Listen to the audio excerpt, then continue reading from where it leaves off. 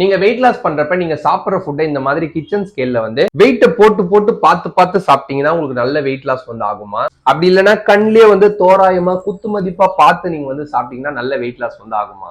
இந்த கேள்வி என்னோட கிளைண்ட்ஸ் நிறைய பேருக்கு வந்து இருந்துச்சு. உங்களுக்குமே இருந்துச்சுன்னா இந்த வீடியோல உண்மையை வந்து சொல்றேன். அதுக்கு முன்னாடி நீங்க யாரா என்னோட வெயிட் லாஸ் ப்ரோக்ராம்ல ஜாயின் பண்ணி வெயிட் லாஸ் பண்ணணும்னு நினைச்சீங்கன்னா என்னோட வாட்ஸ்அப் நம்பர் நான் வந்து கொடுக்குறேன். மெசேஜ் பண்ணுங்க, நான் உங்களுக்கு ஹெல்ப் பண்றேன். ஃபர்ஸ்ட் இந்த மாதிரி கிச்சன் ஸ்கேலை யூஸ் பண்ணி ஒவ்வொரு ஃபுட்டையும் வெயிட் போட்டு சாப்பிட்டு இருந்தீங்கன்னா டைம் நிறைய வந்து எடுக்கும்.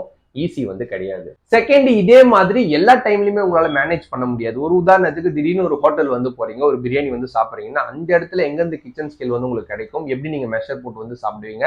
ஸோ ரொம்பவே வந்து கஷ்டம். அதுக்கு அடுத்தது நீங்க இதே மாதிரி லைஃப் லாங் எப்பயுமே சாப்பிட்றதுக்கு முன்னாடி வெயிட் செக் பண்ணிலாம் வந்து சாப்பிடுறது ரொம்ப ரொம்ப கஷ்டம். அப்படிலாம் யாராலையுமே வந்து பண்ணவே முடியாது. இதுவே கண்ணிலேயே பார்த்து குத்து மதிப்பா நீங்க சாப்பிட்டு வெயிட் லாஸ் பண்ணணும்னு நினைச்சீங்கன்னா நீங்க ஒரு பிகினரா இருந்தீங்கன்னா ரொம்ப ரொம்ப கஷ்டம். ஏன்னா கொஞ்சமா சாப்பிட்டு இருக்கோமா இல்ல அதிகமா சாப்பிட்றோமா எதுவுமே தெரியாது. ரொம்ப கன்ஃபியூஷனா வந்து உங்களுக்கு இருக்கும். அது மட்டும் இல்லாம அளவா நீங்க வந்து சாப்பிட்டீங்கனாலும் நீங்க சாப்பிட்ற ஃபுட்ல வந்து என்னென்ன நியூட்ரியன்ஸ் வந்து இருக்கு அப்படின்ற நாலேஜ் வந்து உங்களுக்கு வந்து இருக்கணும். ஸோ என்ன பொறுத்த வரைக்கும் இப்பதான் நீங்க வந்து வெயிட் லாஸ் பண்ண ஸ்டார்ட் பண்ணிருக்கீங்கன்னா கண்டிப்பா இந்த மாதிரி கிச்சன் ஸ்கேலை யூஸ் பண்ணி மெஷர் பண்ணி சாப்பிடுங்க. போக போக உங்களுக்கே நாலேஜ் வந்து கிடைச்சிடும். அதுக்கப்புறம் தூர போட்டுட்டு நீங்க எப்பயும் சாப்பிட்ற மாதிரி அளவா வந்து சாப்பிடுங்க. ரொம்ப யூஸ்ஃபுல்லா இருக்கும்.